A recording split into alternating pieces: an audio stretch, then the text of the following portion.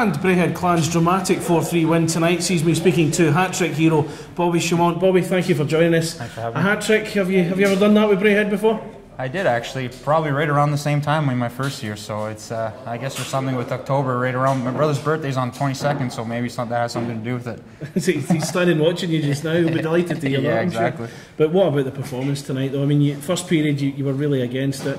Got better in the second period. That third period was as dramatic as I've ever seen it here. What was it like to play in? You know what? They're a hard-working team, and we knew they were going to come out hard, and they did. And before we knew it, it was 2-0 for them. So you know, after the first, we kind of gathered ourselves and you know came out hard in the second. And we were able to get that quick goal, and then from there we kind of rolled along. Zemmer made some great saves, and it was 2-0 to keep us in it. So.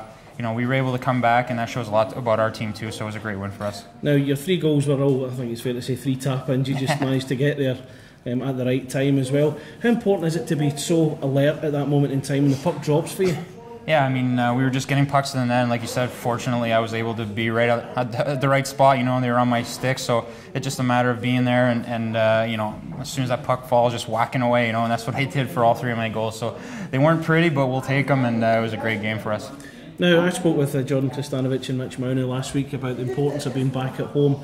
Does having that home crowd really help you? Does that really, certainly in this game when Drew Miller scored that winner at the end? Absolutely. I mean, how much did that really boost you guys? I mean, you saw the crowd there at the end with that last goal. It's always fun playing in front of big crowds, and again tonight, the fans showed their support, and we were able to come back for them, and get that last goal in the last minute. It was awesome. You saw the place just erupt, and it was a lot of fun to play tonight for sure. Now, in terms of the conference, Fife have had a wee bit of an Indian sign over you this season so far. They beat you in the Autumn Cup final. They won in the League and Challenge Cup match not long after. How big a psychological boost does this give the club going into the rest of the season? Yeah, I mean, they're a good team. Like I said, they work really hard, and we knew that coming in. And to go down 2-0, we could have just been like, oh, here we go, not again. But we pulled it together after the first, and came back with a strong effort. So it's huge for our team, confidence-wise against them and against any other team. They're a great team, and we know we can come back on team. So that's big for us.